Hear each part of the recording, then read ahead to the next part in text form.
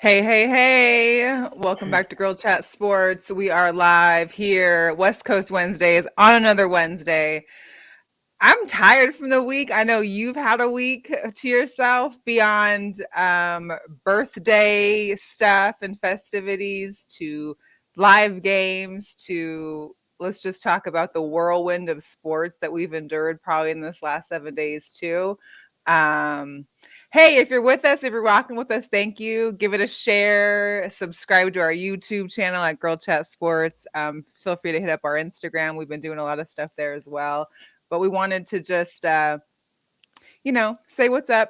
Mo has her Raiders gear on. We're definitely going to be addressing that soon. We have a short. We have a guest that'll be coming on. It was a last minute venture, so we apologize for not making the public aware because you don't have to do all of that. He'll pop on when he pops on. I'm not starting none of this. Oh, he's popped on. I can see him in the back room right now. Oh, he's popped on? Okay, let's get him in. Mo's got her black on and her Raiders gear. I'm wearing black to mourn the Seahawks at this point. We'll get into that later too. But yes, let's get our dear friend on and guest for this evening, Mr. Andre Wade, Wade. No, it's Ward. Hello. Can you hear me? Am I on? Yeah, you're on. So you've been hitting the news circuit lately. I've had people hitting me up like, "Hey, did you see Andre on Channel 8 or Channel 3?" And I'm just like, "Wow, I guess our friend is thinking the most of himself lately, huh?" Well, I've been getting the same type of text messages and whatnot, and I just respond with who? Who are you talking about?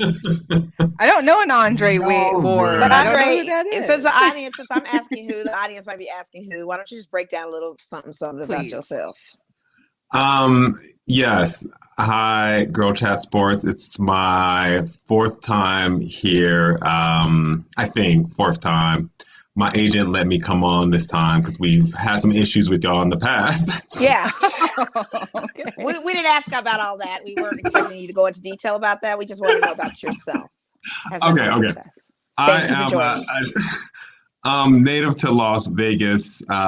Grew up playing mini sports, organized sports, but I never played football as a youth. But I have been in the LGBTQ advocacy space since about 2007. So currently work for Silver State Equality, which is a statewide LGBTQ civil rights organization here in Nevada, and also teach gender studies at UNLV. And one of Mo's best and longtime friends, and one of Melissa's great friends that I've known her since 2008, but she likes to think that it's been longer the way she treats me. But that's about it. Okay. Andre, I am one of your lifelong friends. And, as your friend, I'm always going to be honest with you. And I have to have an honesty moment with you right now by saying that you are the best representation that I know of a native Las Vegan that I've grown up with who is still involved with the community, be it race related, be it sexual orientation related, be it just a humanity piece. And I have to say, I'm very proud of you. I mean, it's very impressive that you are one of the very few people that grow up in Las Vegas, go off to school, leave for a certain amount of time, but came back to the city and came back to this state. And you've done so much tremendous work with the state and the city of Las Vegas. I should say boulders and mountains, not just little pebbles and stones. You have actually made some great headway with a lot of billing issues for this state. And I don't think people are understanding that you mean a lot to us and you're very valued in this community. You're valuable to me. And I'm not just saying that because I know you. I'm saying that just outside of that. I've seen what you do. Did miss a couple of the news segments. So I apologize on that, but I did see the one that mattered. But I just want to say thank you at the bottom of my heart to be one of those few native Las Vegas. And people don't understand that because we're so transient right now. We have a lot of people from different places that come in with different things, but don't know about the homegrown folks, don't know about where we were in the 80s and 90s, the less populated Las Vegas, where we stood when it came to those types of issues. And to where we are now, it's just incredible. So I have to give you your flowers on that. So I really appreciate you. Keep doing the good work. Smell those flowers, Andre. Smell those flowers. Freshly cut. Yes. Smell those flowers. Well, Straight, I straight think email. we can just get into a little bit because I know you're a busy man. You're fully booked these days, and we want to make sure that you attend to all your needs as this celebratory type of recognition that you're receiving lately. Obviously, with the latest news in regards to the Raiders head coach John Gruden and his emails that were looked into, which eventually led to him resigning or being let go of his position.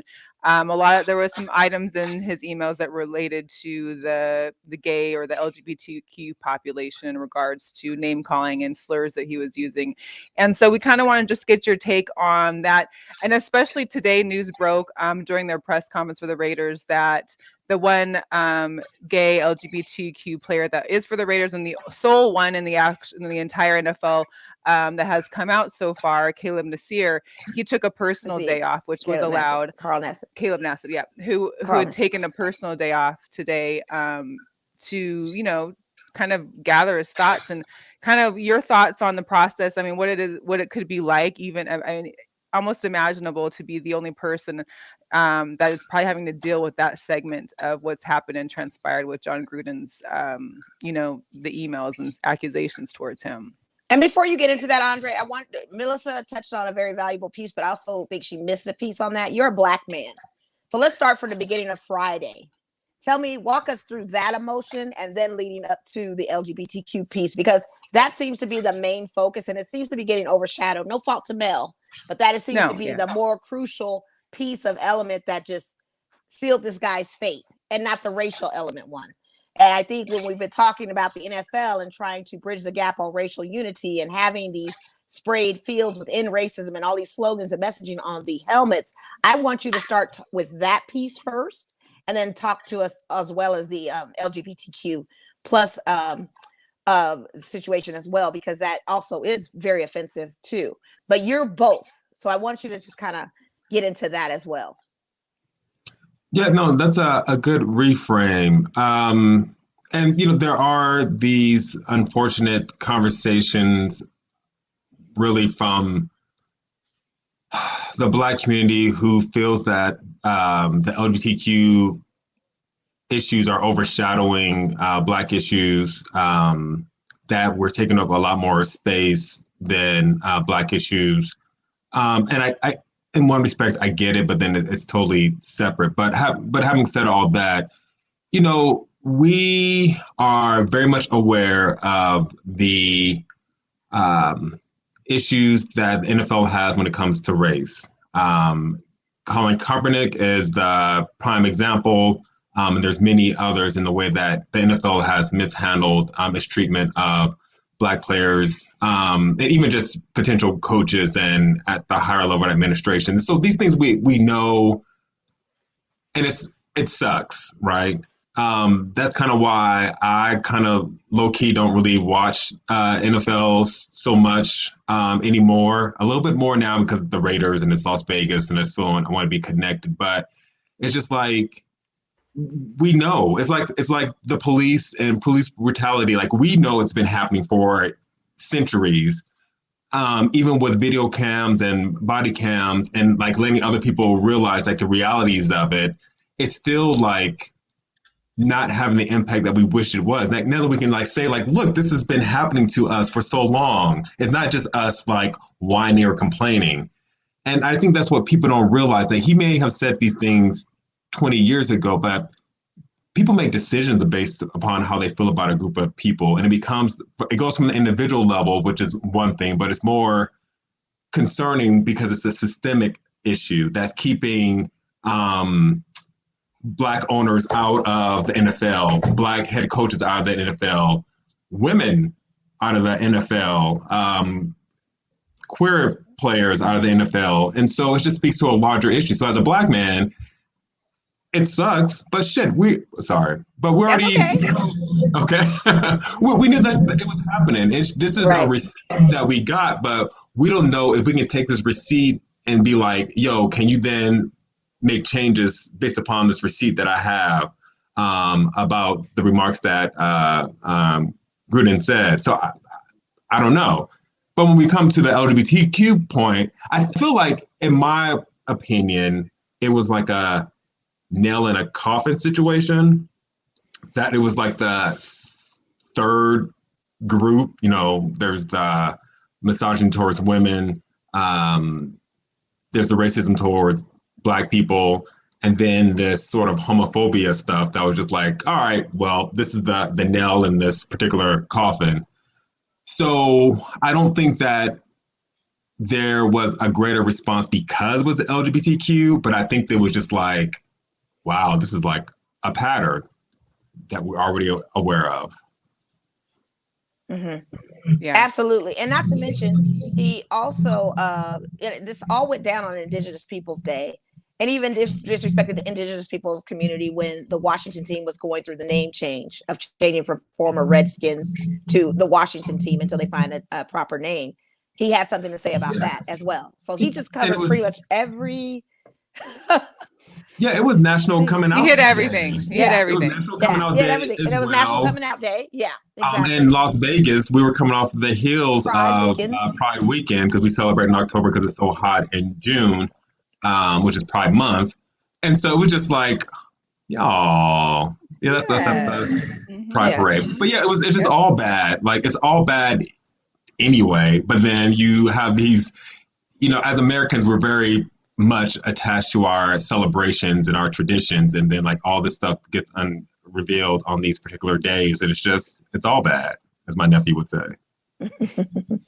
Yeah, it was. It seemed to hit and like roll down a hill. Like it just gathered and got to be more and more and more. And it was like, and then of course, like today we've heard that the NFLPA is now requesting all 650,000 emails be released so that everybody is able to see or so that they are able to see who else in this group, because there's there's more than just one. Yeah, for all of those emails, it couldn't have just been that one instance. Someone else is protected, or and those 3 or 4 emails. But then there's somebody on the receiving end that has answered. Yeah. We need to call to the congregation. He's got some explaining to do, and the rest of the others that were included in that space and did nothing. That's the complicit, So and that's what Go ahead. And that's what I've been saying to folks. Like they ask like, what should or could be done. And it's kind of like, if we had a response in real time when people are getting this stuff in their inboxes, or people are saying this stuff and being like, yo, that's not cool. Like, that's not right. Like, to say something then so it can be addressed, as opposed to like going into like the files and digging up stuff that was 10 years old. But that's what we're hoping, that people can just be more allies to anybody that doesn't look like them, and just be supportive of like not tolerating this BS that people are just like feeling so freely to like put in email of all things. Yeah, well, and to feel the privilege enough and the white privilege enough to be able to put all your personal banter with maybe colleagues in work emails. Like, there's no way I'm going to be writing emails on the county email system to coworkers that I might have like a personal relationship on the side maybe, or know on the side, and going to be explicitly putting out these kind of sentiments or this kind of wording to anything that's in an email can be found eventually. Oh, yeah. And the fact that he's able to freely whether it be 10 years ago or 3 years ago, the fact that he's obviously bashing on women referees in the NFL, the gay players in the league, the Black NFLPA, what was he, the commissioner? President. Or not the president. Who's a lawyer, so he's not a dummy. He called him Dumas or something like that. And also talking poor about the commissioner, who is your boss, basically. Right. Like, all in emails that are basically all through the company. It's still, it's tolerated. It is. It's crazy. No, it's tolerated. It's part of the culture, and this is exactly why we have this Kaepernick situation. This is exactly why we only have one current player that's out, Carl Nassib. It's why. And like you said, what about the folks who are receiving this stuff? And complicit to it. And then they had a window of opportunity. I don't think people in the audience realize that the window was there, kind of like me with my faith. You have a time to confess all your sins and look for absolution. We had that window when they were saying they were going to bridge the gap and have the tough conversations. Each of those 32 in the league said, we are going to get together with our players, have an open-ended, open, frank, honest conversation. And none of these guys stepped up to say, in past times, I am very guilty of doing this. They will never admit to the guilt and shame that they hold. Those are the two key things. And it's so funny that they had a window to do so and did not take advantage of it. Didn't do it. Because I'm sure they just got caught on a few of the emails of the millions they've probably sent, or texts or calls they've had with their buddies down in the cigar room or wherever else they hang. I mean, this is, for them, it was probably like, oh, I can't even recall like one specific incident, so let me just not talk about it. You know what I mean? Because it's probably happening all over the place. And, you know, the receipts aren't there necessarily, except for now. They got receipts. Well, they have receipts. They've been have receipts. This man has been who he is. And I think that was the other shocking misconception, that no one knew who truly this person was. And everything is a facade, if you will, for everyone. But personally, this is how he felt. You know, I'm just saying, we're going back 3 years, 2018. That's not too long ago, you know, and then to go prior to that and speak to someone the way he did. And like, to your point, Mel, have the privilege to not only not get away with it, but feel like he could do that. And it was demonstrated even in his apology when he refused to talk about it again. He says, this is the first, like, pretty much this is the first and last time I'm going to talk. No, it's an issue. And that's what we're here for. We're talking about it. We need to talk about it. He didn't want to talk about it. So it's just, man, devastating. And I felt the vibe going into that game. And I, you know, being my birthday and then seeing that email that Friday prior to it, it was like I even sat in that stadium with that on my head and on my heart. It was heavy to watch a game and to know that you got a coach down there on the sidelines that's still actively playing, that should have probably been suspended pending investigation, saying these things. But if they're not going to act on their players inflicting violence on their wives and girlfriends, like, why would we expect them to act on words that were said? Like, they are not here for anything but the bottom line. Just like LZ Gunderson talked about, like, you know, if you're just a distraction, then they'll handle it. Otherwise, they're not tripping. You know, who's to not say that 2 years from now, he'll be back coaching another team? You know, like, I wouldn't be surprised, or he's in some other sort of role, because we have short memory spans. But at the end of the day, they don't care. They demonstrated that they don't care. Well, I think this is going to be the fundamental thing. I don't think he's coming back. I think it's the career killer. I don't think the league is going back. The transparency is too out there, and he's just he probably won't. But it's really to this point that the NFL just is not tripping. Like, they don't care. Yeah. And so I'm curious as to what's going to be discovered through all these other emails that are released, and how it relates to Kaepernick. And, you know, is there going to be a reckoning? Probably not, but we hope so. But my question is, like, to all of the Black fans that are watching, and women and everyone else, like, when are we going to make a stand and be like, we're not going to tolerate this stuff by not turning on the TV and not buying merchandise and stuff like that? Because they get their money from somewhere, and it's people buying these tickets and buying these this apparel and et cetera, et cetera, et cetera. So if we don't change our behavior, they're not going to change theirs. And so at some point we have to make a stand. And I mean, I remember talking to someone who's a Raiders fan when this whole Kaepernick stuff was coming out, and he was completely just blowing it off, like, oh, this, oh, that's not, blah, blah, blah, like, it's not a big deal and they're never going to do anything. But it's just like, are we ever going to take a stand on something as easy as not turning on the TV and to not enjoy something that's really just, at the end of the day, entertainment? Right. To your point, you're right. And it's what's more heart-wrenching for me is because I'm a fan of a team who stood by diversity, inclusion. We hired the first Latino coach, the first active African-American coach. We had a Black GM. We had a woman GM in office. All this in that tenure when the owner, Al Davis, Mark Davis's dad, was alive. He believed in including everyone in this organization. He would not stand for any of this right now. And to be perfectly honest with you, I honestly think if he were alive to this day, we wouldn't have seen John Gruden through the weekend. We never probably would have seen him even on the field on Sunday. There would have been an absolute zero tolerance policy. I find this, I'm like, people were typing in the comments in our Raider fan group, like Al Davis would have broke a TV over his head or done something. He would have just been going crazy because that's just not who he was. And that's not who the Raiders stand for. So it's just even more disheartening that we've had this going on. We hired this man, making him the highest paid man mega in the money, league, big bucks, $100 million for one championship that he won on a past team off the backs of other stellar black athletes and a former coach who pretty much molded that team together. That would have been an easier championship to win. You rewarded him with this and got him in this situation, and to have that, and then to find out this, it's heartbreak. It's a heartbreak. It really is. It's a heartbreak. I mean, I can't even forecast what the season's going to look like. You could tell that the players weren't feeling it on Sunday. I mean, they literally were just not in the game because it weighed so heavy. Yeah, it's tough.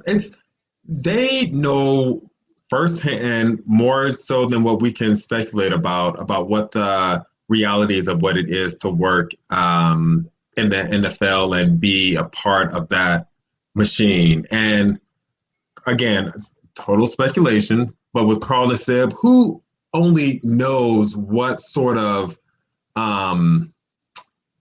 slights he's getting verbally or otherwise on a daily basis that isn't reported. And just saying like, my team's supportive and all this stuff. Again, speculation, I don't know, I'm just saying. But the realities of it, like I couldn't imagine like no one in that entire organization not saying or doing anything to him.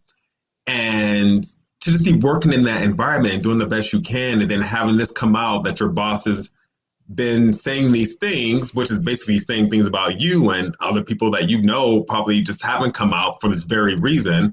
It weighs heavy on people. That's it's taxing, it's draining, and then it probably cost the Raiders that valuable game last Sunday. Oh, it did. And so we can talk about how Black people and queer people are resilient and all this stuff, but like we're tired of being resilient. We just want to live happy, well-adjusted lives like everybody else and not have this burden on us all the time. Yeah, that is true. Yeah.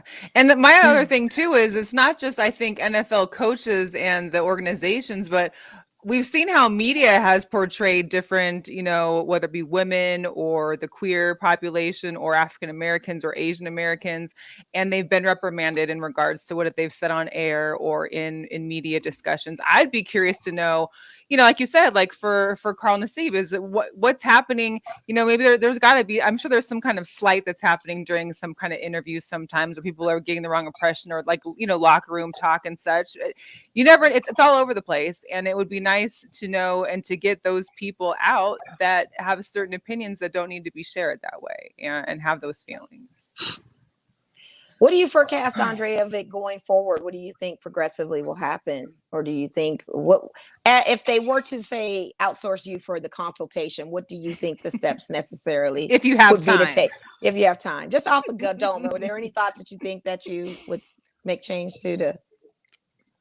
Yeah. And question. would you be willing to meet with the organization? You're one of our locals. You're one of our people that do push the boulder to change. Would you be willing to meet and that kind of thing? Yeah, absolutely. I mean, that's why we are here. I've had many difficult conversations with, people in the faith community, just general organizations trying to do the work. Of having conversations around this where people are like really resistant law enforcement. So we would definitely have the conversation with them, but beyond the conversation, put in a plan to make changes. Mm-hmm. And, it's about trainings, and we know that trainings aren't like a silver bullet to things, but you just have to bring education awareness to folks. Figure out like what a grievance process looks like. So when these things sort of happen, if you're on the receiving end as a player or a coworker, like what happens when there's a complaint that needs to be filed, and how's it going to be resolved, and other policies and procedures that can be placed, and even just what they can do in the community to sort of not just throw money at the issue, but just try to make a real impact. So there's all these sort of a menu of options that an organization has to try to make real improvements. And if they make improvements so they have a more welcoming, inclusive environment, as we like to call it, for the LGBTQ community, it would also benefit women and people of Black people and people of color communities, and just have the training really just be throughout, and all these changes to the policies and procedures throughout, for inclusive of all races and sexual orientation and gender identities. So there are things that can be done, but a corporation, an organization has to have that will, that political will to want to even make these changes and have these conversations and get rid of that sort of old as weird way of thinking about like masculinity and all this stuff. It's just like, get out of here with all that nonsense. Because you see where it got you, having that mindset. Now you out of $100 million, you're over here trying to talk shit about people. Like, just treat people like you want to be treated and beyond. And like, let's just play the game and do it well and like win. Not think that women can't do something just because you think, I don't know, women are weaker and dumber. Like, get out of here with that mess. Like, come on. Could you imagine what he said about the Black referees and the whole monumental change of Black refs coming into the league? Gosh. I mean, those weren't even scripted, but it probably was in his head. And to be honest with you, calling somebody that name of referencing something to their body parts or anything like that, it wasn't an instinctually word that you just thought of. This is a word that you possibly use constantly. For sure. You used it in a way where you were angry and you went right for the jugular by saying it.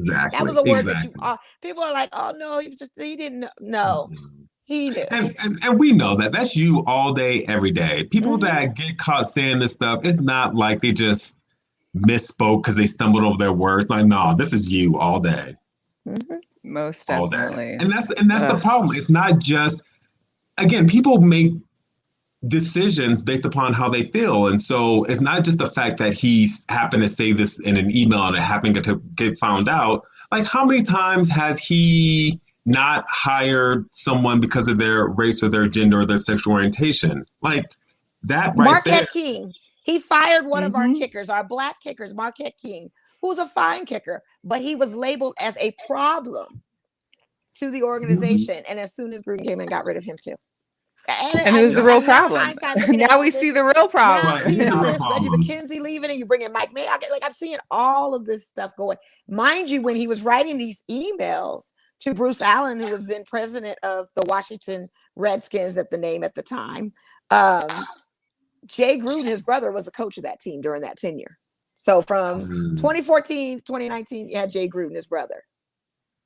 I need more to come out. It's just very interesting that all this is being put together.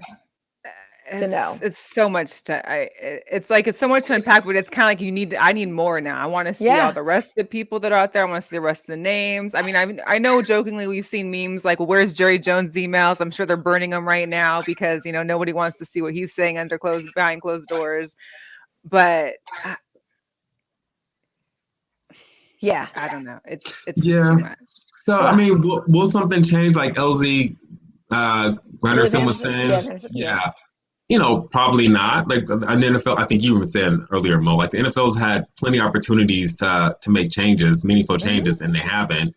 But I would really love to hear what Jay-Z has to say about all of this. And just see how it all unfolds. But we already know, we've seen this movie before. We know how this ends. There's just a part 10. It's like Fast and Furious. Never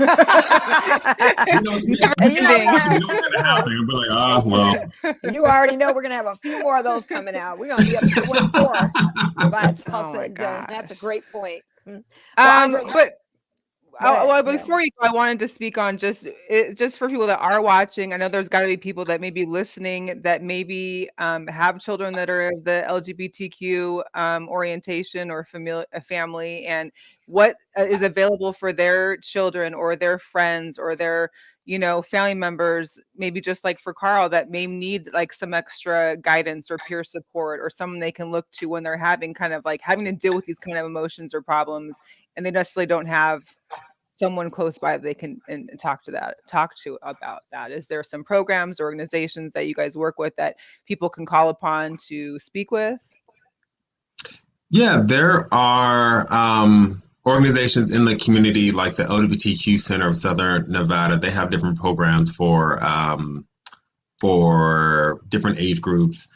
You have different organizations that are geared towards gender diverse people, like transgender, gender non-binary, like Gender Justice and Trans Pride.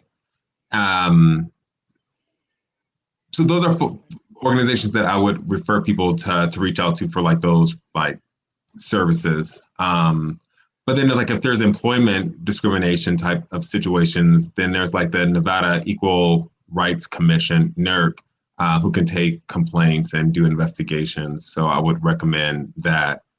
But then, we at Silver State Equality, we are here to address these issues by speaking out publicly, changing laws where it's appropriate, creating our own programs around public education and advocacy to address these things. So there are ways for people to get involved and get engaged, either on behalf of themselves or their young family member, or however. So just know that there are resources out here in Southern Nevada, or Nevada in general, that people can access. That's awesome. Thank you Very so good. much. And where can people reach out to you if they feel so inclined? Yes, they can always reach out to you to get to me. I'm assuming that y'all would pass on the message. I'll take 20%. Okay, great. No, but through email, Andre at silverstateequality.org. And then I'm on Facebook and Instagram and Twitter if people wanted to DM. But yeah, I just want to thank you too for, again, providing space, having these conversations, not only in Pride Month, but when there are some current events going on that we need to uplift. So I really appreciate you all, again, just being allies and supportive. And yeah, thank you. Well, thank you. Well, thank you for coming Thank you on, so Andre. much. Enjoy the rest of your evening, and thank you for Yes. making time for us again. I'm sure we'll catch you on the news again someday soon. Yes, you may just have to watch and see what happens. Okay. Yes, definitely. Thank you, Yeah. Andre. Thank you, All right, Mr. thank Wade. y'all. Have a good Bye-bye.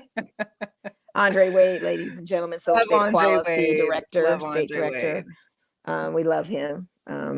Known the man since I was 12 and had no idea that his give back would be so great for this city and state. So, right? Yeah. I mean, I didn't know that was coming when I first met him. We were at family services together, and he was doing investigations or adoptions, and I never did I think that it would be out to here, and he'd be out in DC and then wherever else and then back, and it's great. He's a great human being, and he definitely has his purpose. So yes, he amazing. does.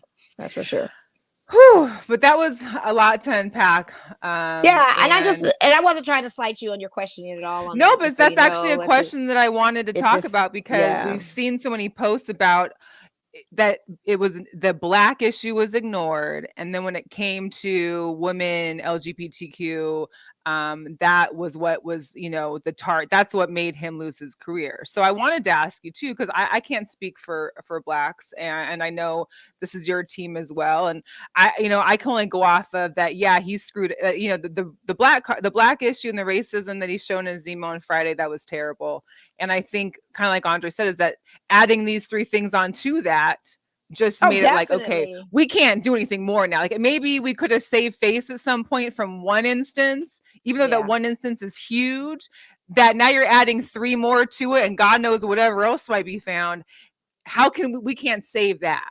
Like, you just can't continue. How many more people are you targeting? Early on too, and that just fell on the deaf ears type of situation. And the NFL even itself was, I think, ready for Mark Davis to try to make a decision that Friday. Like, why is he here? And so to see him Sunday, it probably was like, listen, you're not taking this seriously. Like we said, here's some other information that's coming out, and it's just So as a Raider fan, it's kind of that question of everyone asking, where do we go from here? I was able to tap into some of the press conferences from Mike Mayock, from Rick Biscotta, Bacciata. Biciata. One of those. I'm like, it's your team. I don't know exactly. But we need to know because he's now the head coach. Yes. Is it Bisaccia? Bisaccia. That's it. Bisaccia. Rick Bisaccia. Thank you. Because I want to pronounce people's names right. Bisaccia. So we heard from him and where the direction is going. We are having him tentatively as our interim coach till the end of the season. They are not going to be shopping for any other coaches at this moment. I know Mike Mayock has 97% of the roster type of situation of strategizing to the 40. I think it's 91% to the 48% that Rick has as far as roster development and that kind of thing and coaching. Then we have Greg Olson, who's also been a great coordinator for us offensively as well as defensively too. So they really trusted into him to now officially call plays because it was Gruden that was always in their heads. And that was the adjustment. And he was the GM and head coach, which I know from experience with Mike Holmgren did not work out always so well. It never does. Having to wear two caps, but it never does. And see, our GM with being Mike, it kind of took him away from it. But at the same time, Gruden was still in those helmets calling plays.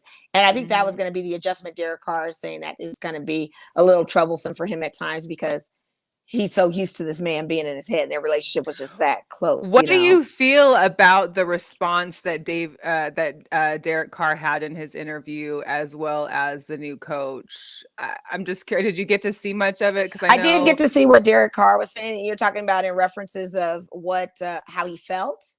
Well, because he was very emotional. We'll put it that way. Yeah, he's very emotional. Mm-hmm. And he was, obviously, that was, whether it be a friend or, not just a coach, but your father figure or whatever you want to call it.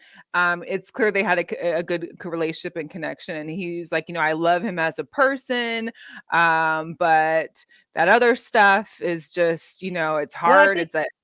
I think he nailed it when he said everything about loving him, because, a lot of us make mistakes and do caustic things and we still have family that loves him. And he's probably like his unknown son, you know what I mean, to a certain degree. But what I liked about what Derek Carr, he says at the end of all that, right is right and wrong is wrong. He was wrong. Mm-hmm. So I think when you admit to that and know the accountability piece of that, I had no problem with what Derek Carr was saying because I knew he's always come from a Christian heart. This man is one of those people that he isn't. You can catch him at Sunday services. You can catch him there. And he spoke in the way that I totally assumed and knew Derek Carr would speak. I was not surprised because everybody's like, what do you think Derek's going to say? Derek comes from a place of love. That's who he is. And that's proof and point of what I'm saying, that this man was a fraudulent person of character where I knew Derek Carr, who his heart and who he is as a person. And he is really determined. All of them have said that they're very determined to focus on the games coming up and the schedule. And they're not just going to fall by the wayside, but they know that there will be a roller coaster of grief and emotions. They don't know how those emotions will be compartmentalized or how they will be expressed, be it on the field, be in a locker room. It's going to be a roller coaster though. Know that going in. And I also did catch Darren Waller, which was really good to see Waller because Waller, we saw what Josh Jacobs had to say. But we never heard from what Waller had to say, who was one of our top tight ends on the team. And clearly he was emotional as well and took high offense to the Friday email, but also stated that, he thought that the best way to reach someone like that is to not turn your back on them necessarily, give love, but also educate at the same time to hope for change within this person. And that's the best you can say to save face and say, you know what I mean? Did he mean it? I'm sure Waller did, because Waller's right. He said, this is a fine line. I'm right in that middle of the thing. And I was kind of, and we're getting this bombshell after having a practice, after having a meeting and going home, seeing all of this. And then we go back and read more on a Friday, knowing we have a game on Sunday. And it's just all of that. So it was a lot. It was a lot. And it was good to see them discuss too, because they've become kind of like the leaders as well on the Raiders organization, and you can only think but wonder, how exactly is everyone grouping back together, because they are going on the road. They are going to be in Denver, one of the divisional rivalry, and have to play now come Sunday with all this having gone on as well, and today being that first day back into practice. I just, yeah. It's a lot, but we got to move on because we got so much to talk about. I mean, everybody's talking about this whole situation. Yeah. I'm almost like, this is. But thank you to everybody that's tuned in and shared with us. We know when we have our guests on, we don't like to post many of the comments. But Bill Logan, we see you. Nate, yes. Check out Hood Hobbies 206. Big Lex over there from the SL out in Arizona. Jose, appreciate you. Stephanie's the one that texted me about Andre being on TV, and I was like, I'm gonna have to get him on the show. Yeah, that was a great idea. That was a great idea. So she said, yeah. Yeah, so That's she perfect. said, you did invite him. I'm like, yeah. And of course, Mama chimed in because Mama went, and we can talk about something else, the NHL season opener. My mom actually went to the Kraken's practice facility today because it's right close to our house in Seattle. And she sent a couple of pictures, and she's trying to look for her new Kraken hat because they're Kraken fans now. So me and Mo went to the game last night, which was amazing. And can I tell you, their uniforms are fire though. They are. The home ones, those blue ones. I need that blue one, boy. I like it. That's nice. So we'll have to look into that. But it was a great time. It was great to see a lot of Seattle supporters there too. It wasn't just all VGK. There was a lot of Kraken fans. There's a lot of fans in Seahawks jerseys as well, which was kind of nice for me to see too. But I am a VGK fan. The Kraken will be like, I'll be able to root for them and stuff because they're the home team. But the game was great. I don't know. It was. Let's talk about how that intro made the cut, and it hit up for Bleacher Report and everything, because now it set the tone for all these other teams to say, oh, we need to step up our home. There's nothing like a home VGK game. There isn't. That's a showtime. Vegas is always about the show. So yes, so I'm gonna play the video. There's actually a 2-part because we have the beginning and then we have the main portion that I had posted originally over on Instagram too. But here we go.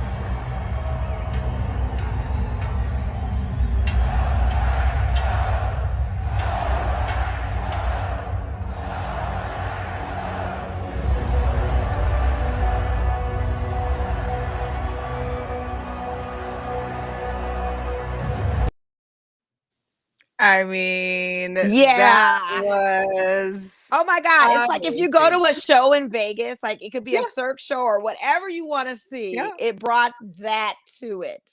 So you're getting like a power punch. You're getting not only a live sporting event, you're going to be in Vegas, and you also get like a live Cirque show all at the same time. A rivalry setup preamble to the game. Right. It was just, it was amazing. There was nothing like it. It was definitely insane, Stephanie. Yes, it was. It was great. Yeah, it was. Hey, shout out to Rosalie in the house. Hey, Rosalie. The Seattle fans were actually really, really great. They actually were really loud too. They started their own chants. They were like, I was like, go Kraken. Let's go Kraken. Yeah. And they were pretty loud. They were. But Mo was very good at dismissing all of that and getting the go Knights go going. So we overshadowed that. We weren't trying to hear that in our section. Yeah. But Yeah, they, it's not happening. the Seattle fans were great people. Yeah. And we didn't see any altercations like you'd see at some other kind of sporting events. Right. Right. Even right. between same fans. Like I think we saw at the Raiders game, there was some same Raider fans going at it together this past Sunday. But the game was great. And shout out to, our girl Brandy and Marisha. Apparently Marshawn was there too, because she said, "Did you see Marshawn?" I said, like I'm going to be in the booth with him, But he was there with the Kraken owners and had like a Kraken 24 jersey on and was there for his support. So that was cool. Nice.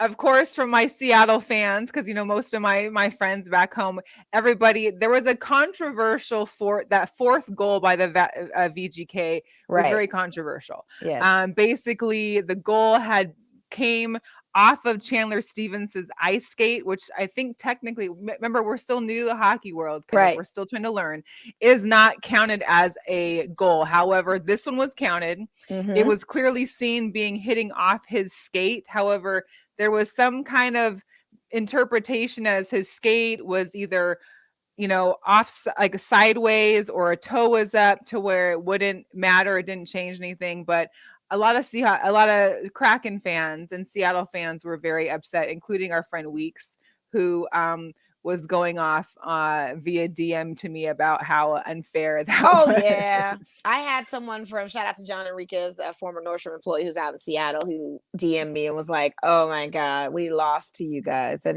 it was crazy. I just was not expecting But give that. the Kraken, they had a great game for their very first inaugural game of their first inaugural season. It was amazing. VGK came out straight with 2 goals right away. Got our free tacos. Yeah, got our free tacos, which I haven't used, but I gave. Well, we gave our subs away. We gave our subs away to give the kids. Mm-hmm. Yeah. Then the Kraken came back with 2 goals in the second period. We got a third goal, and then of course the fourth goal in the third period. But it was, we thought we had it for a second, like it was 3-0. We're like, oh, this is gonna be easy. Nah, they came back. So yeah, they did. Yeah, very interesting. And currently right now you've got the WNBA finals on. It's still tied. Yes, wow. It just got to the tie. I've been watching it. It's 74-74. It was 72-74, and then Phoenix just scored. Chicago's been pretty much dominating coming out. Yeah, they're they're in Phoenix, and they were the 6th seed, I think, for the WNBA. Yes, they were. WNBA, and they could possibly come to be 2-0 after this. They beat the Storm. They beat the number 1 seed that had veterans on there too, and then beat the Sun, and then beat the Sun. Yeah, and then beat the Sun were number 1. Yeah. So I want you to talk about too, because remember last week we discussed we were still in playoff mode of the Aces, and you went to the game, and so on Friday. So this was all going on up into this weekend. We think it's been a long time, but no, we got to cover this Aces thing too. We got to talk about that. So you went to Friday. When I tell you it's been a hard week for sports for both you and I, it really has. Our Aces lost, my Mariners lost, your Raiders lost, my Seahawks lost. It's just like this ongoing thing. So for having the Golden Knights to win last night, it kind of helped us both out. But it did. The Aces game from start was not good. Asia and Liz combined for 9 points that first half on Friday, which is unacceptable for a game 5. Granted, they both came back and did a little better in that second half, but it was a little too late. There's a lot of talk about Liz and getting rid of her and her not being in shape. The girl, I feel, is in shape. It's not so much that she's out of shape. She just doesn't know how to play a post position. She's being trained. If you see some videos, I actually had someone show me videos of who she trains with and what they're training on. They're training on like regular ball handling and like point guard type maneuvers or power forward or a 3-guard type maneuvers. She doesn't have any on the block game. She's not down low. She doesn't jump either. I noticed when she's reaching for the goal, you got to jump, and that's where the physical element. But I will say this part too. When I played basketball, my dad always told me I've got lead for feet because I really can't jump. So I'm not saying that maybe she physically can't jump, or maybe she's just not actively trying to jump. I don't know, but either which way, she's not putting forth the effort that a true center needs to put in the game of basketball. Absolutely. So I'm Absolutely. hoping for her sake that she's able to get some kind of actual real center training. Because even when we saw her interview with our guy B Sal on News 3, she had mentioned she never really had a trainer before until this last year. So hopefully she finds like a post trainer that can actually help her with the post game, whether it be here with Las Vegas or wherever else she goes. Because I mean, that height, and she does have talent. She's got talent. It's just trying to be able to The fundamentals pinpoint of it. the center We don't position. need 10 guards on the Aces. We don't need No. 10 people that can shoot threes. We need a post player. We need rebounds. We need defensive Well, we maneuvers. need shooters if they're going to be the guards. They don't shoot 3 points. That's the problem either. We need that consistently going too. It was a lot of work that needs to happen. And it was tough. You just blew my mind. I did not know that in her center position, she really didn't know the basic fundamentals of that. And saying that, it makes a whole lot of sense to her playing performance. I had this whole discussion after the game on Friday. I went and had dinner, and the group of people I was with, we all had this discussion in regards to her play. Because really, it's not that she can't play basketball, so she doesn't have no like true center, ability to post step or. But then she shouldn't start. Then we need to look for a center that understand what I'm saying. And we don't have a center. I think like us keeping Jisoo Park, even though she's maybe doing great in Korea, she's not working out here, or they're not playing her enough to be able to see that she can excel. Either. Or Kia Slow. Yeah, Kia Slow got out there. Kia Stokes got out there. Actually got the rebound, scored 2 right off the catch and the rebound under the low post paint. So it can be done. And see, that goes into the strategy of how you maneuver and try to come back. Mo will come back. I even tried it her way this time. I didn't make a link. I just went live. So we've reached her 50 minutes of time. But in regards to the Aces, they tried to come back. It was a close game there in the fourth quarter. I really did. Oh, there she goes. Yeah, I hate that. Hey. I hate this thing. And guess what? I didn't do a link this time. So it's not that. Yeah. So it's not that. It's not that. I was talking about towards the end of the game, it was a very close game. The ladies did come back with Everett in the third and fourth quarter, but it was, like I said, a little too late. We were in a tie game. Asia, actually, we were down by 2. Asia had the chance to drive and get the tying basket. She got blocked by Brittany Griner, which you can't really just drive into the hole against Brittany Griner to try and tie the game like that. You could have used like a juke move. I don't know what the case may be, but Brittany Griner's arms could reach from key to key. So she's not going to miss that. So analyzing that kind of game, who would make that play call? How can that play call be different? Could it be a KP? Because KP can score against Brittany Griner. One KP. So after that, once Asia got blocked, then Brittany Griner got fouled. She missed 1 or 2 field goals. So it was we were down 3 points. Kelsey went for a 3-pointer, but it was, it wasn't like she was on a mark. It wasn't like she had time. She really just shot for a ball and it missed. So we lost. And it was a little sad because, Asia, I know, feels the weight of the team there, and she had kind of crumbled down by the key. All the teammates came by and kind of helped, tried to help her because she was obviously distraught, and that loss was a lot for her. And I'm sure to lose it that way was tough. So I'm sure for all the ladies, it was tough. We had a great season. We wanted that championship. Let's just say we wanted to be the first to bring it to Vegas. And unfortunately, we got to wait another year and see. And there's, and after watching Coach Lambier's post game interview after that game, he had made kind of a slight innuendo in regards to, I hope that the women take something from this and they learn from it and that they use it wherever they go. So it's kind of like, so there's going to be a change up and you're going to be here is what you're saying. Basically, that's not what I was expecting, but okay. I mean, that's what I'm saying. I was expecting more of like, I can't wait to get us back on the floor but it's Bill. We know how Coach Lambier talks. He's very direct. He's not necessarily full of empathy in regards to the team's feelings, but he kind of just made the blanket statement that's like, hey, hopefully this is a lesson for them to wherever they go and wherever their careers may take them. So it should be interesting what happens to our team come next season and who's there, who's not, because Angel comes back. But just from between this season in the playoffs and last season in the playoffs, we only had like 2 or 3 people that were the same. Everybody else was injured or brand new. Yeah. So yeah, it was unfortunate. That's all I can say. It's very unfortunate. I heard there was some kind of a couple bad foul calls. Down in Taurasi's Oh in foul yeah. trouble with 4 fouls, and they're not I going to take mean, her out the game. And there's no way to no. strategize of trying to take her out. You possibly could Diana have. was the WNBA GOAT player of the Right. league that was Right. mentioned shortly Right. after. She's not fouling out on the She's game not. like this. She's MJ. You're not gonna Yeah. foul her out. She's gonna get calls. Yep. It's funny because you see these new fans of basketball, apparently in general, because even if your kid played ball or you watched ball or you knew about basketball before, you would know that these kind of players get those calls. Yeah. And she does. And I think today, even in this game, I was noticing in one of the groups is that she even pushed one of the refs. Yeah. Like I mean, she elbowed Liz too, I believe. Oh yeah.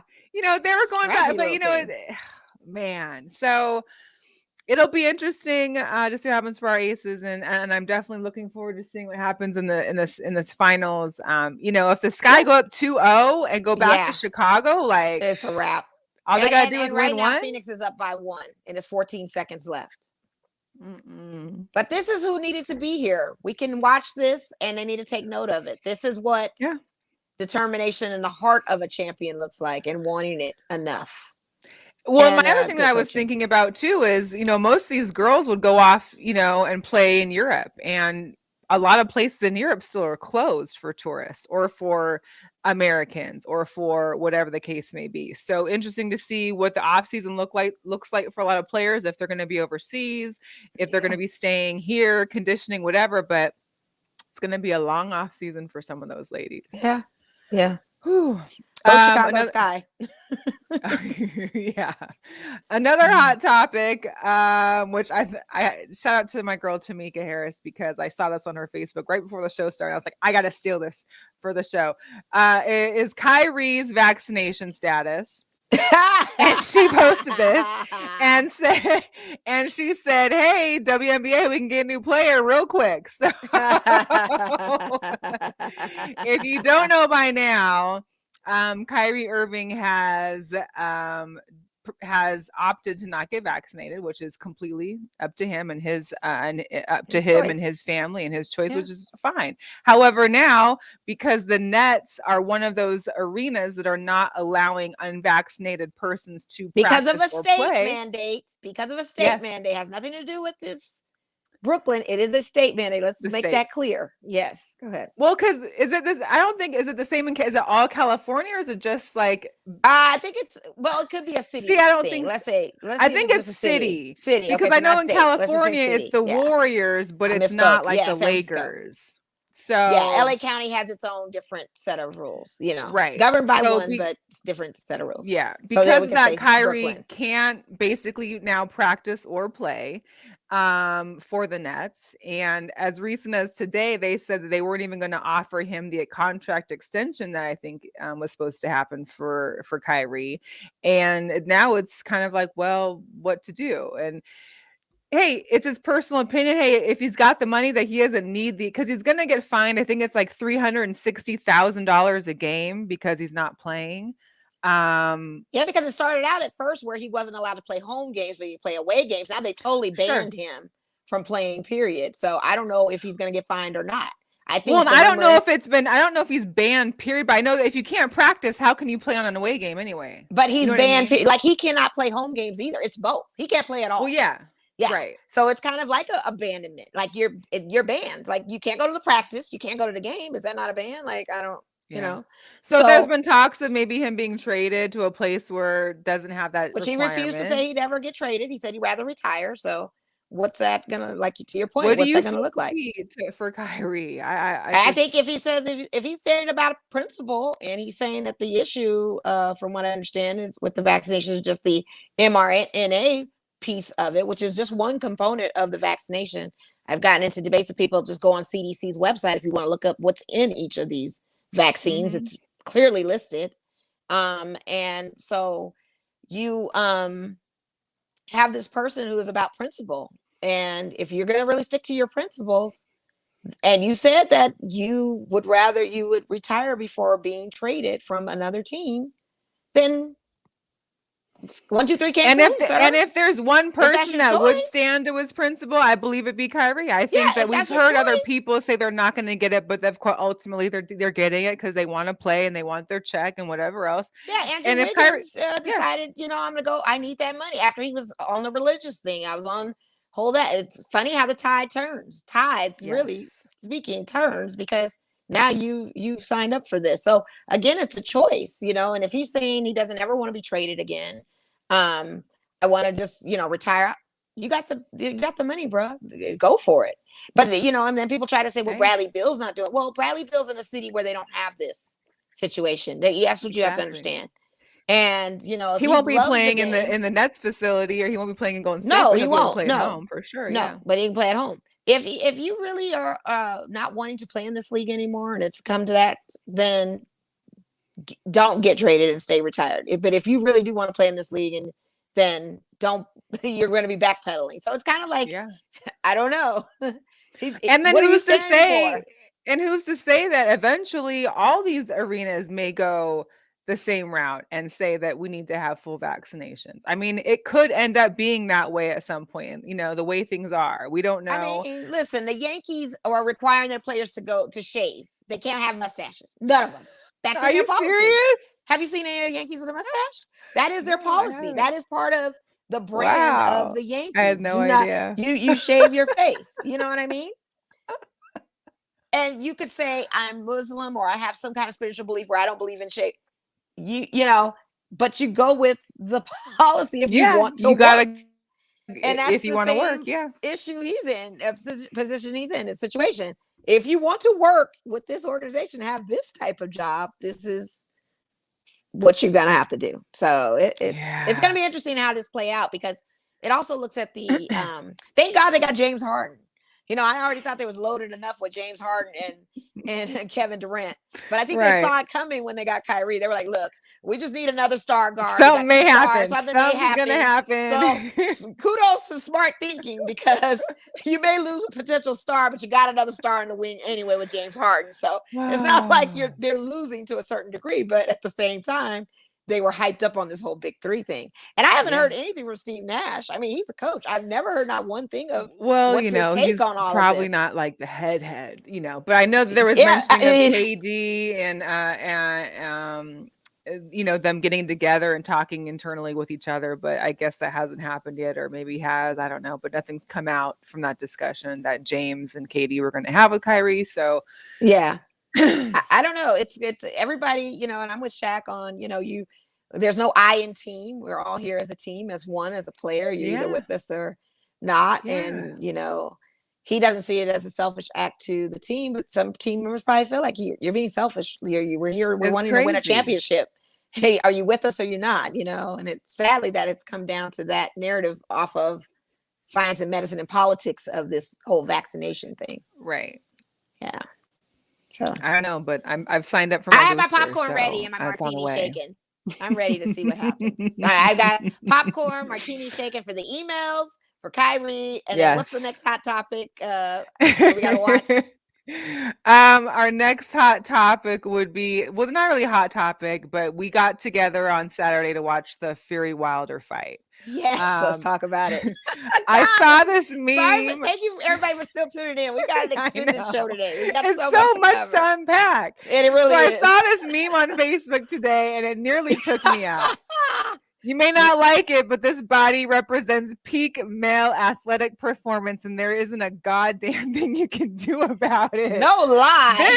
This is the WBC heavyweight reigning champ, Tyson Fury. This man went 11 rounds KOs now with Deontay Wilder, and not only got KO'd, knocked down twice himself, which has never happened before. Yeah, but he knocked down Deontay, I think 3-4 times, and finally the fourth time, I think, was in the 11th round. This is his body. This is it.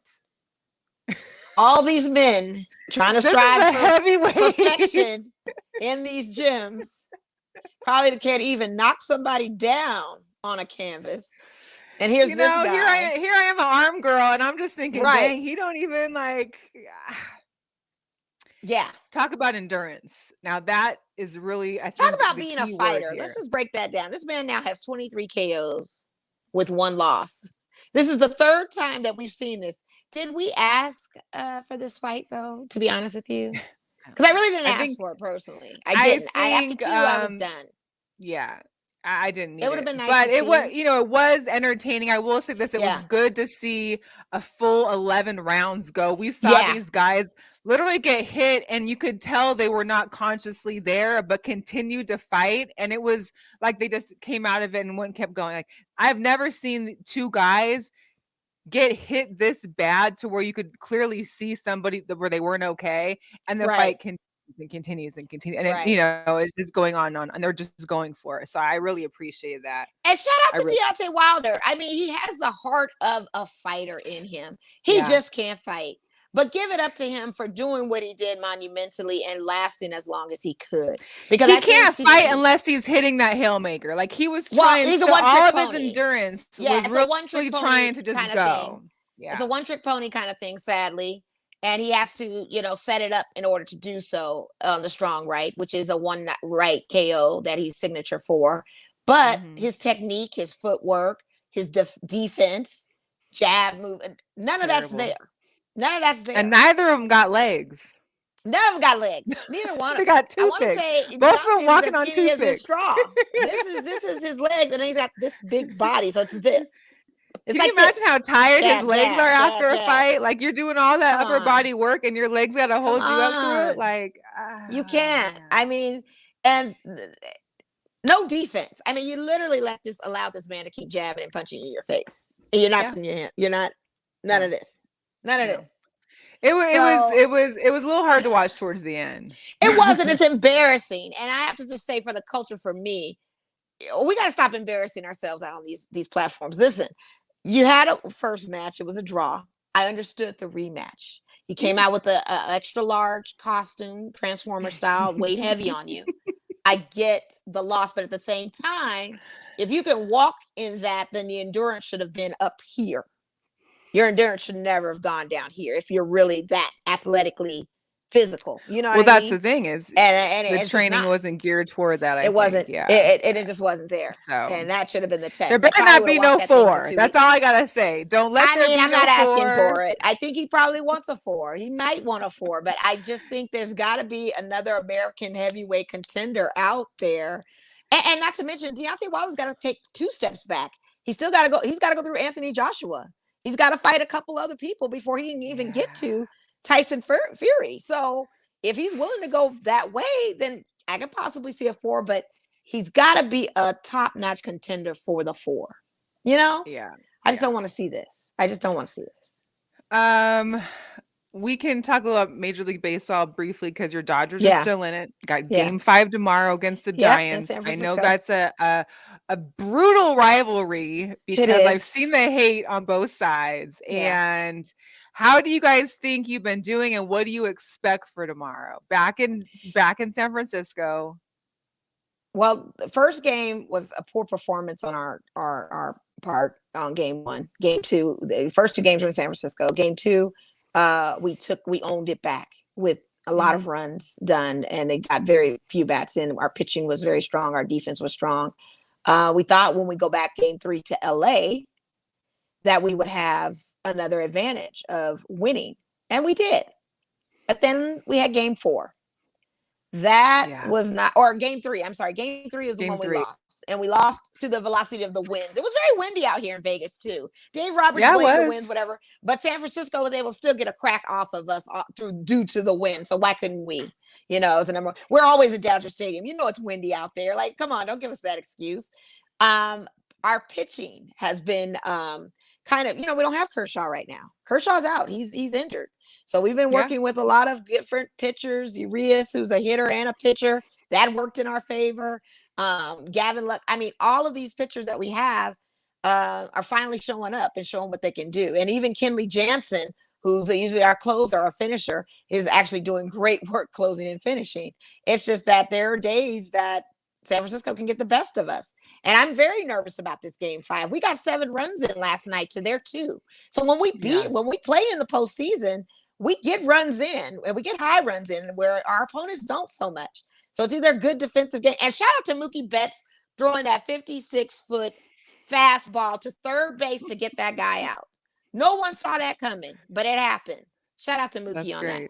They were just running on all cylinders, but we're going to San Francisco, and that's their home turf. That is their strength to our kryptonite. So I honestly, basically, it's theirs to lose. It is theirs to lose, and all I can say is we've got this. We've got to repeat, LA. We've got such a ways to go. The White Sox just got annihilated from the Houston Astros. And I don't want to see the Stros in this situation. I don't. I like Dusty Baker. I don't like the team, but I don't want to see these Stros. I really don't want that to be where we're headed. So, and you heard they were implying that the Houston was already stealing signs again, right? Oh, I'm sure. They'll be known for the sign stealing team. But I appreciate the black manager they have over there, Dusty Baker. Like, I respect him. I like it. I don't like the team. It's just them. I just don't like them. Yeah. You know? Yeah. So whoever wins your game tomorrow, they face the Braves in the NLCS come Saturday. Yep. The first game of the ALCS is the Astros and Red Sox. Their first game is Friday. So we are coming down to that last little few stretches before baseball season is over. It's a long season. And not to mention, San Francisco won 107 games with 55 losses to our Dodgers 106 games with 56 losses, and we still had to go into a wild card to even play and meet these guys. So we're an extra game in than they are. They rested. We're an extra game in. We've technically played 6 games to their 5 that we're But see, all they'll do is bring up your world championship off of 60-some games anyways. Of course. Because they're like, oh, well, you won it at a half. That's why we really have something to prove this season. We really do. You're right. I only bring that up because Tilly's foster mom Lexi is the biggest Giants fan. So when they had come by here today to bring Tilly by, because Tilly had a slumber party, nice. And of course the first thing out her mouth was those ding Dodgers, explorative, right? And so I got to hear it all from her. And they had a short. They won a championship on a 60 game. Yeah. I know. Hey, we won. And I hear from Mo. Okay, I got it. She's like, I can't talk mess about the Giants. They are our Achilles heel. This is going to be our biggest fight to come. If we can get past them, we'll be okay. Cardinals, I wasn't so much worried about. But this team, I'm worried. I'm very concerned. I'm very concerned. Well, before we've been going. We got one more, but we got to talk about the NFL a little bit. Yes, we do. Outside of the Raiders, because the Seahawks were dealt a huge blow on Thursday Night Football. You're in mourning. I see you're black. I got a full black on. Don't you have the black tonal Seahawks hat too? Do you have the all black Seahawks hat? Listen, I have like 1,000 hats. So this one was just in the actual, like on my door hat rack versus the boxes. Okay. I don't know. Gotcha. But yeah, it's bad. Russell Wilson torn a ligament in his throat, in his right middle finger or one of the fingers on his right hand, his throwing hand, and had to have surgery on Friday. He is out for possibly 4 to 6 weeks. Some may say 6 or 8. Some say the surgery went well. It could only be 4. But the point is, we're left with Geno Smith. Geno Smith came in the fourth quarter. And here's the deal. Great. Geno did well until he threw an interception to end the game, which we could have won. Mm-hmm. But my point is, and there's so many Seahawks fans, well, we can trust Geno. He's great. I'm like, but we haven't seen Geno play. Russell Wilson has never been injured. It's like Trey Lance. It's the same thing with Trey Lance and the 49ers. He threw an interception too. It's like anytime these backups come in, you can expect a pick being thrown. Nate Peterman came in on us in the Chargers game. But like literally, like Geno, we have not seen him in a game, but maybe for like a series, if that. And now he has to play a full game come this Sunday. Luckily, there was a long week for us because of Thursday Night Football. So there's been a little bit of a long week. So hopefully he's, gotten adjusted. I'm going to give him faith until I see the full game. And then I recap that because we're going against the Steelers. Steelers just lost Juju. I mean, let's talk about injuries. Juju. In the NFL. Man, Juju's out for the season. Shocker. Oh, yeah. So many people, go ahead and drop him. I wish you Man, the best. Clyde I'm thinking of someone else. Edwards-Helaire, Trey Lance is going to be out too. So that means they got to put Jimmy G back in. Yeah, they got and Jimmy G is a Think hobbled about all these Jimmy G. fantasy players that picked up Saquon Barkley, and now he's Oh, out. he's for a out. month with another Yeah, ankle. he's out. He's out. I mean, Daniel Jones got carted off on Sunday, and with the head waiver injury. wire is going crazy. Do you know on my fantasy teams, I have nothing but Reds, O's, O's, everybody. O's, Either IRs, that or and everybody's O's. questionable. Everybody's Like questionable. Big report Qs, card. big Qs. Oh my Looking god. like a terrible report card. That's what it looks like. So the waiver wire is hot, and that's what I had The to waiver do. is hot. I swear to God, Mel, 1 o'clock in the morning, I just happened to be up. I went on waivers at Monday, right after Sunday, 1 o'clock in the morning, and hit that waiver wire because that's when all the top players you could possibly get are out on the wire. But I did it ahead of time because I was like, I'm not waiting at 8 o'clock in the morning to do this. It's that serious. I have to get up at 1. Well, you can put them in, but you don't get officially if somebody else is trying to pick them. It's not official till Wednesday morning. Till Wednesday, but I want to get the head start. Yeah, you got to put those in ahead. Yeah, head start. That's all it is. The head start. I was on it at 1. So the one thing I will say about the Seahawks too that they did right, they finally got rid of our cornerback Trey Flowers. Oh, they needed to. He was terrible. Has been a disaster. However, we don't see any signs of who else has been picked up. So I'm curious to know what else is going to happen. But he's gone. Here's the deal. You guys know my issue and my issue with Sierra and Russell. And she's got a new venture. She's got a new venture. Listen, I didn't realize this until one of my girlfriends in Seattle had posted, but apparently Sierra had posted some stuff about the new perfume or whatever it was on Wednesday night, the day before Thursday Night Football. Yeah. I just hope now she has realized that there is some type of curse, some type of conspiracy theory, whether she's aware of it or not. And the Phoenix Mercury. She can't post nothing like this right. the day before game.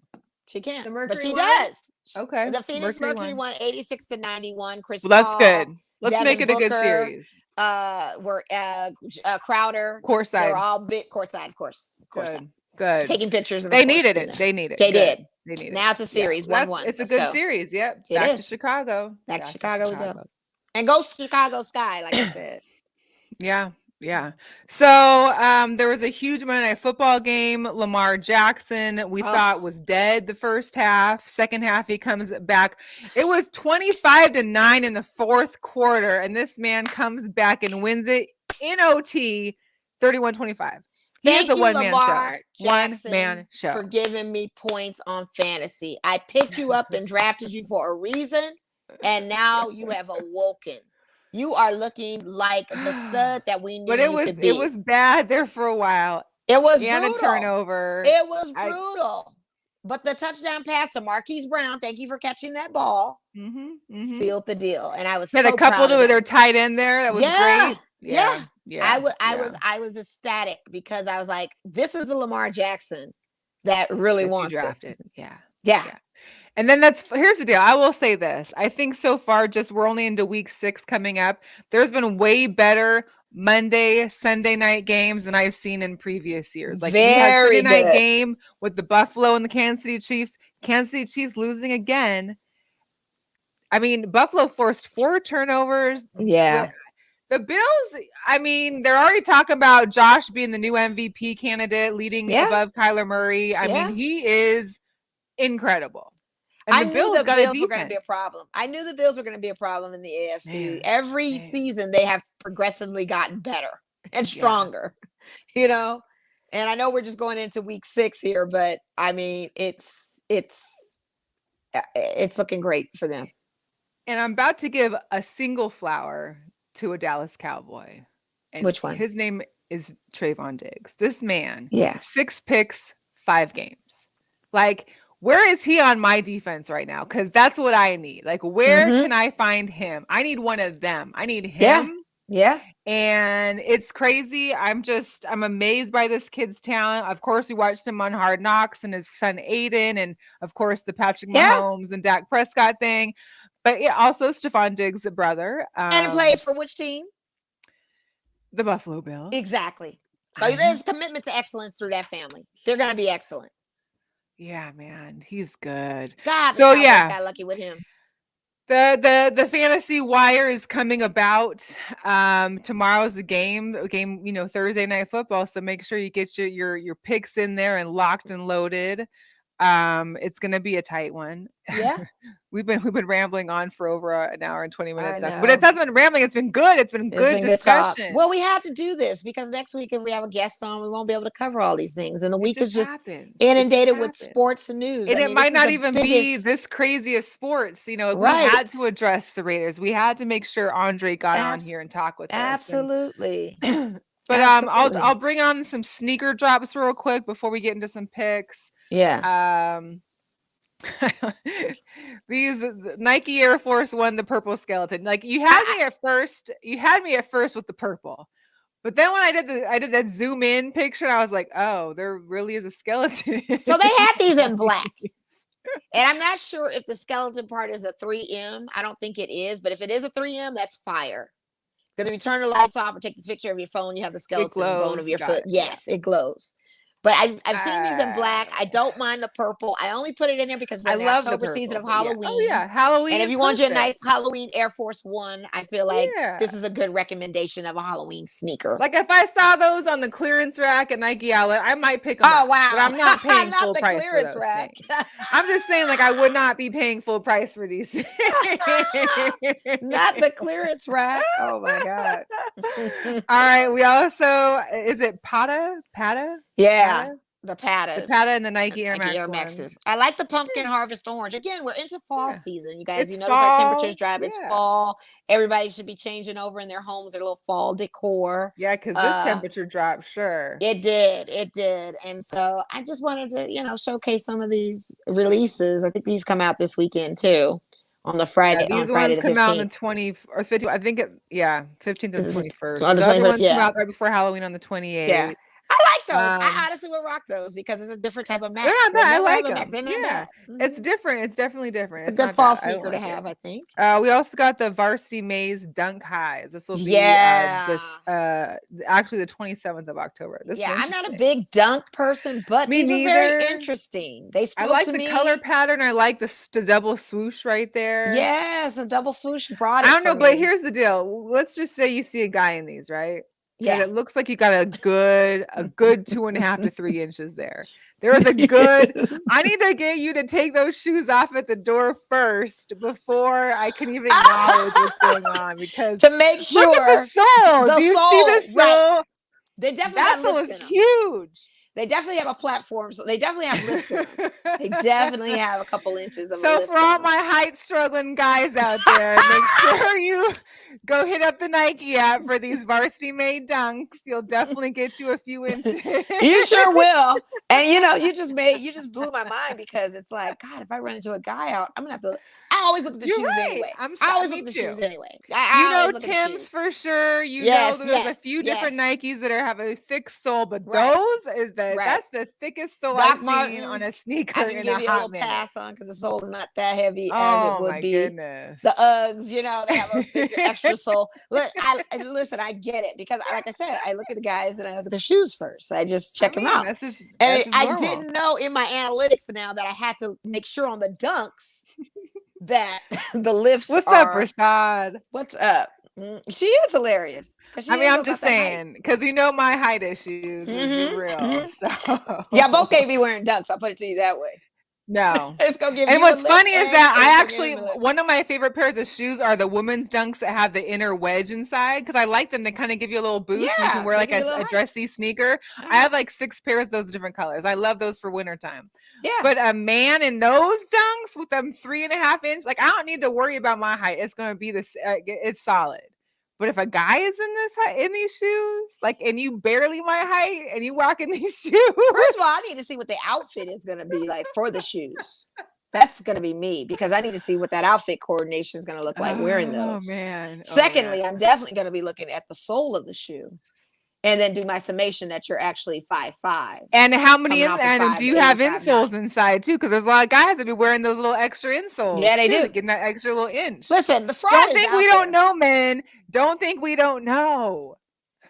They're already wearing the fake hair in the front with the construction paper, and they draw it and cut it and add the hair and then cut it down and make waves out of it. Or and do that all this just other the stuff. hats. The hats was the first Hats one. with the attachment. Yeah. Mm-hmm. We'll get off that subject for a second. You know, that's my platform right there. That's my platform. threes, Thank you for coming to my TED Talk. Yeah, the Jordan 3s, Yes. the black pine green, October 30th. Not bad. Nice. I like those. Those aren't bad. Also, today, I don't know if anybody caught on, I don't want to say it out loud because I did cop a pair, but there was a whole re-release on the Nike app today. So there was a bunch of there was the fires. I mean, there were so many Jordans that were out there. Of course, the red and yellow ones that I really like. Those, of course, I can get those, but I got another pair anyway. But yeah, there was a whole re-release. So I encourage everybody, make sure your notifications are on.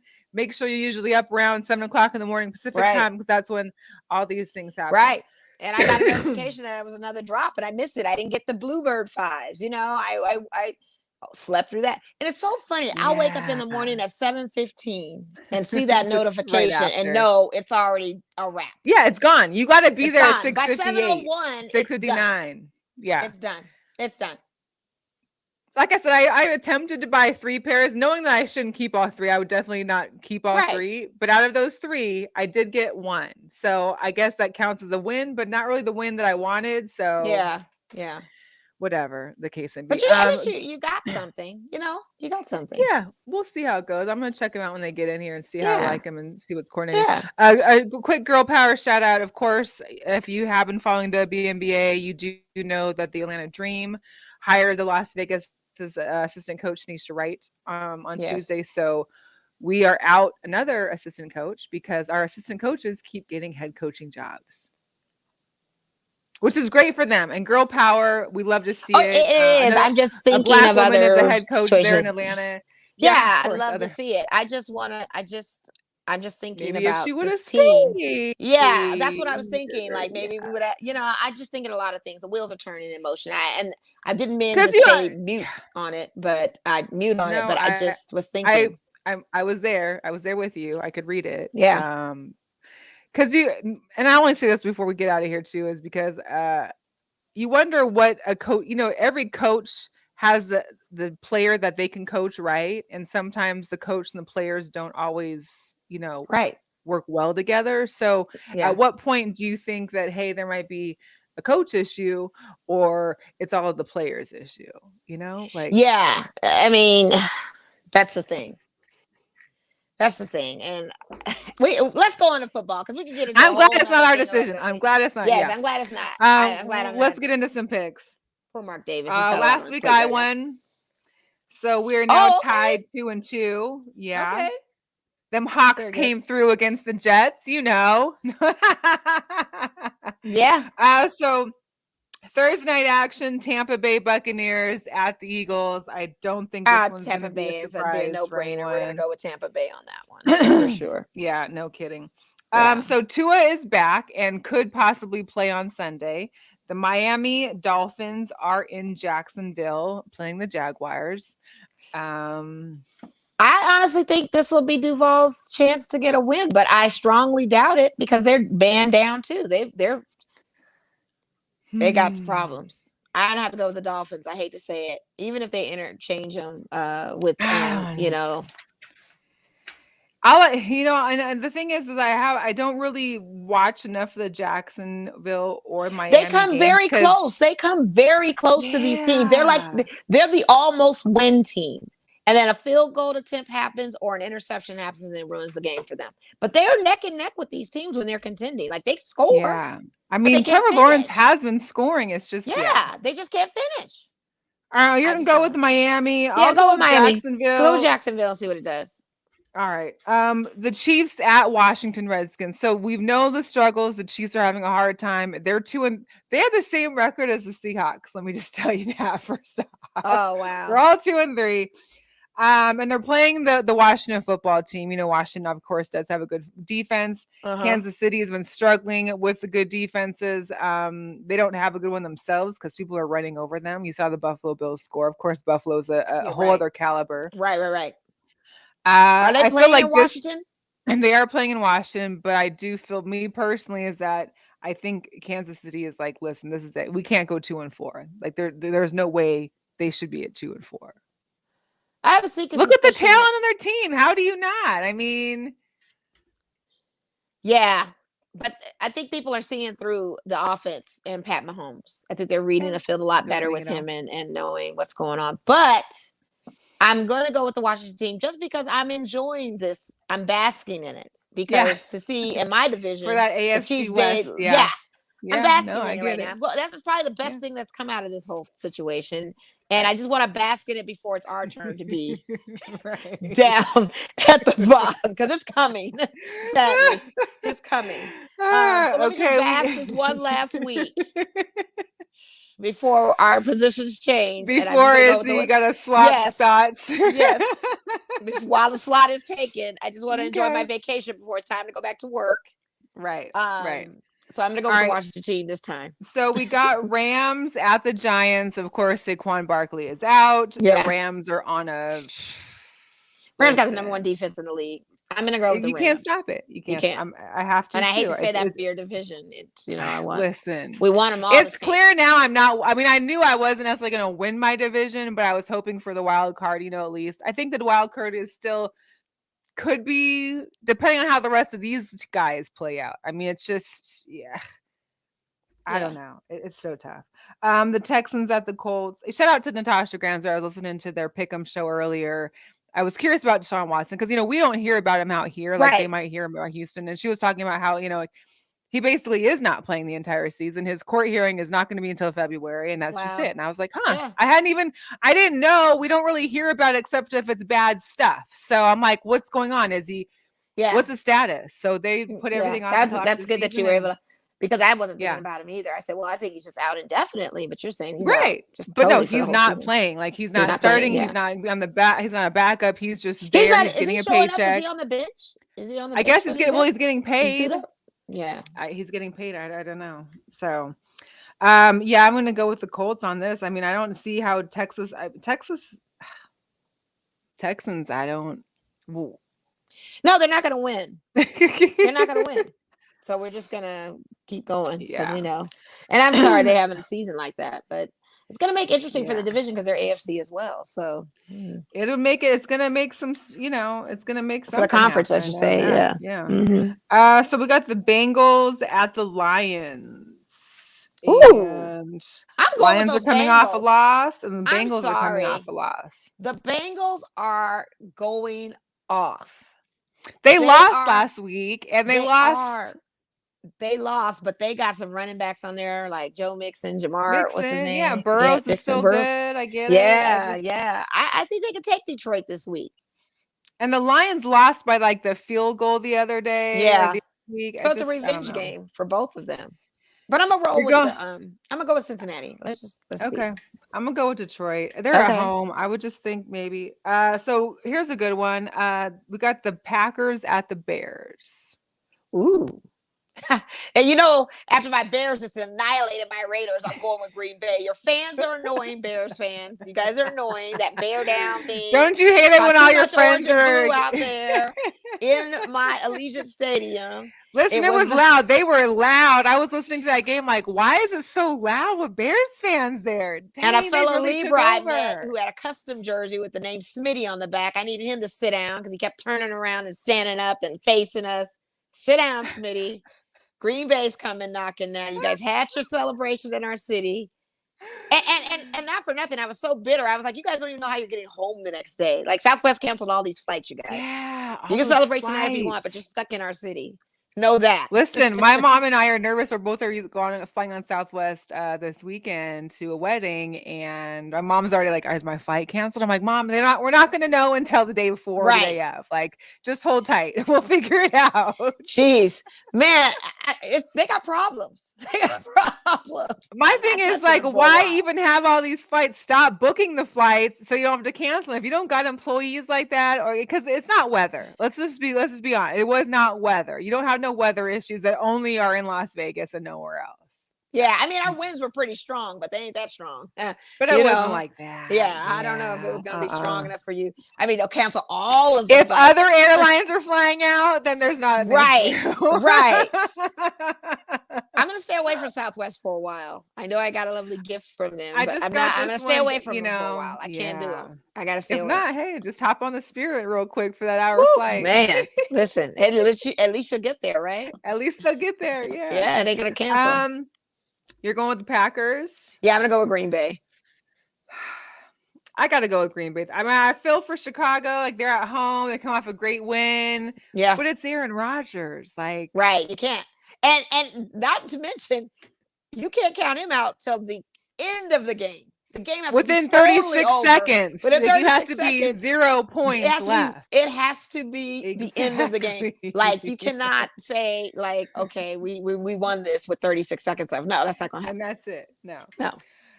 Here is the game, though. We got the Chargers at Baltimore. Now, listen, this Chargers quarterback just made a ruckus.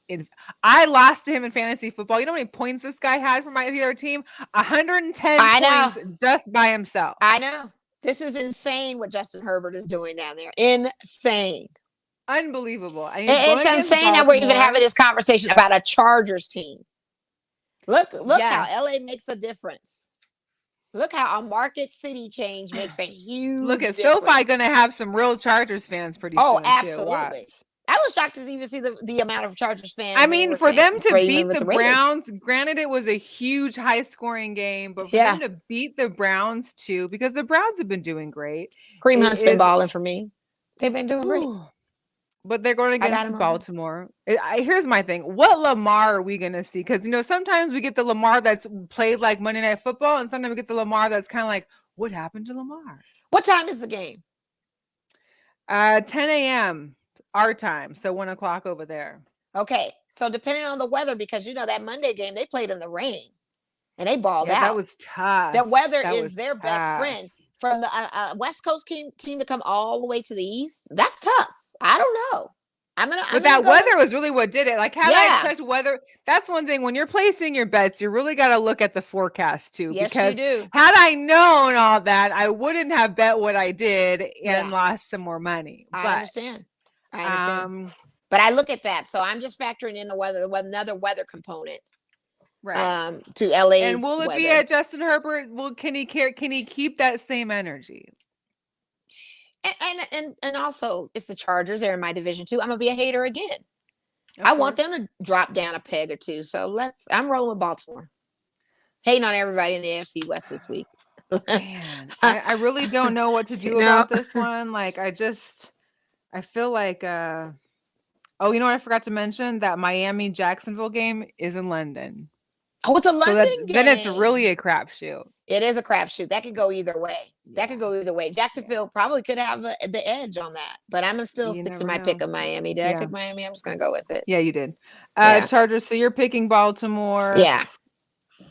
Man. Yeah, if they can beat the Ravens out there in those conditions and have that same Lamar Jackson, I will never discredit the Chargers for the rest of the season. I need Heather ready for this one. I need Heather ready for this pick. Well, she's gonna go with those Bolts. Of course. I'm just, but it's like, dang, like, whoo. Yeah, shout out to Heather. I'm gonna go with the Chargers and just, see how it goes. Yeah, play it. That's a good because you never know. I mean, with the way that the Baltimore, if you can't pull a full game like that, granted, you came off and pulled it off in the second half, but if you're not playing a full game actively like that, I don't know. Got the Vikings at Carolina. Vikings. I think CMC is able to be. I think he's back this week. He was okayed, I think, to play, but he got out. He was out by the time the game started. I think I'm gonna go with Carolina. Let me just see what Carolina does. All right. Cardinals at Cleveland. Now the Cardinals have been on a roll. We are 5-0, the Cardinals, and they're going into Cleveland. However, Cleveland just came off a tough loss. They had a great game, but it just didn't get, they went against Herbert. I want to go with the dog pound and go with the Browns, though. That's what I think they'll be the one to. I think it could be the one team to give them the L. Plus, it's going to be outdoors in Cleveland, middle of October. Arizona's used to a stadium, Arizona's used to that. I'm telling you, these weather conditions play a role. Can you play in these conditions? Yeah. So we got the Raiders at Denver. Oh man, jeez. I gotta go. I'm going with my Raiders, but I know Denver is going I know. to annihilate us. I mean, Here's the deal. If the Raiders know. can come out and win this game, that's going to say so much for how the organization is ready to move forward. It really will. It would yeah. be a great end to this. I would love this it. I nightmare. would love to I see would them love win that. it. I would welcome that. But you're just going to because Mile High. Right. It's already the altitude. elevation issue. You've got all this going on. Yep. Brand new coach. I mean, he's going to make mistakes. Versace is going to make play call mistakes. There are going to be some mistakes in the play calling. I don't technically see us winning this, but just for what you said of putting it out there, how that would make a great ending to this type of thing. I'm all for that. So if I can put that positivity out there and see if we can move ahead and make it happen, brace forward, make it happen, bask in our standing of going 4-2 as opposed to 3-3. I would love that. So I'm gonna stick with my team. I'm a Raider fan until I die. I roll with them. I hear you. So got the Cowboys at New England. The Cowboys have been doing good. Ask a Cowboys fan. They're winning the Super Bowl. I hate to say it, but I'm gonna roll with the Cowboys. I'm gonna roll with them. In New England, so there's a weather factor as well. These guys aren't used to playing in weather. They're not, but they've had snow games before. They've been snow dogs before. I want to see how they do. I'll roll with you on the Dallas thing. I don't think the Patriots got it. Okay, so this is going to be my similar situation to you. What's funny is that Seattle's playing on Sunday Night Football against the Pittsburgh Steelers in Pittsburgh. Granted, they just lost Juju. Ben is like, we don't know what Ben shows up. We don't know how they're going to play. And we got Geno Smith for an entire game. I'm not going to count you guys out of this dog fight. I got to roll with my team, but that's... Because at the end of the day, it's about the fight and the dog in this dog fight. It's not even about, it's the fight and the dog and which dog has that fight in them. Who can persevere? I'm not saying that the Seahawks can't beat Pittsburgh with everything that's going on. Especially you now definitely that, have a chance. It's definitely. I mean, if DK can get his touches and Chris Carson can get some runs in, and But you know what though? DK and Tyler and all them, they don't play all season long with Geno and California in off season. Like that's what Russ did. So what kind of chemistry? I don't know. I got to roll with them just because I got to see what happens. You got to. You got to. I'm going to pick. I'm going to go with Pittsburgh though on it. Okay. But just because it's a home advantage, even though with Juju gone, you might have a Ben that shows up that does something. That can play. That can play. I mean, something. You're getting an experienced quarterback against one that used to start for the Jets. That's now second stringer and not who's been on the bench for 4 or 5 years. So I'm gonna have to roll. I'm gonna have to roll on the veteran side of that.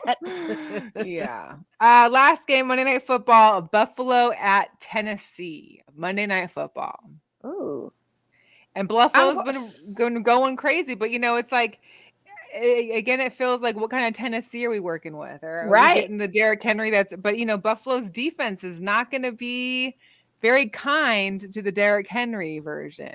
They aren't, because this Derrick Henry ain't showed up yet. The one I'm seeing. It's the one that was drafted, the one that people want to see. One good week and I ain't seen nothing hide or hair of Derrick Henry. So I'm going to roll with Buffalo. Let's just keep that train rolling. He's on Josh Allen's on the road too. Let's go. I feel like that's it. That's it. Yeah. All righty. Well, that was our almost 2 hours. Yeah. Let's get off of here before Mo's phone goes off again. Yes, before I cut out. We really appreciate Andre Wade with the Silver State Equality, the Nevada State Director here, and we appreciate him for all the additional information and knowledge. And we thank you guys for tuning in. Make sure you subscribe to our YouTube channel at Girl Chat Sports. Follow us on all social media, Instagram, Twitter, and Facebook, and join our group. We have a Facebook group. You're welcome to join in. Just click on join Girl Chat Sports group and we'll definitely accept you. Other than that, let's hope for a little bit calmer week this next week. Let's hope for some wins for our teams. It was just like, I just went all over the place, man. So much and more chill. Like we don't got to be out as many live events this week. Yes, either, so that's good. Absolutely. That's great. Anyways, y'all have a great week. Keep it fun. Have an enjoyable rest of your week and weekend, and we'll see you next week. Yep. Peace out, everyone. Bye. See ya.